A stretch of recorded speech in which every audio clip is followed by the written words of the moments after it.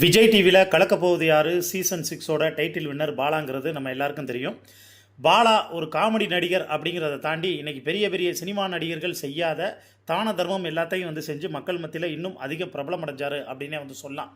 சின்ன சின்ன கதாபாத்திரம் காமெடி வேடம்னு தனக்கு கிடைச்ச எல்லா வாய்ப்பையும் முறையாக பயன்படுத்தி அப்படிப்பட்ட ஒரு கலைஞன் தனக்கு வரக்கூடிய படங்களில் நடித்து அடுத்த கட்டத்துக்கு நகர்றது மட்டும் இல்லாமல் அந்த பணத்தை பார்த்தீங்கன்னா மற்றவங்கன்னா சேமித்து வச்சு காரு நிலம்னு முதலீடு செய்வாங்க. ஆனால் இவர் ஏழை மக்களுக்கு வாரி வாரி கொடுக்க ஆரம்பிச்சிட்டாரு.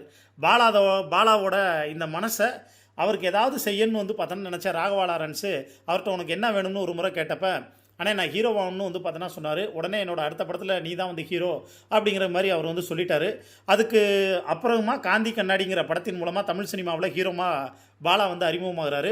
இப்படிப்பட்ட பாலாவுக்கு ஒவ்வொருத்தவங்களா உதவி செஞ்சுட்டு வரக்கூடிய சூழ்நிலையில் இப்போ கேப்டன் விஜயகாந்தோட மகனும் தேமுதிக கட்சியின் இளைஞரணி பொதுச் செயலாளர் விஜய் பிரபாகரன் பாலாவை பார்த்து, தம்பி உனக்கு என்ன உதவி வேணாலும், அதாவது உன்னுடைய சக்திக்கு மீறின எந்த உதவியாக இருந்தாலும் நீங்கள் என்கிட்ட கேளுங்க பிரதர். நான் உங்களோட மிகப்பெரிய ரசிகன்.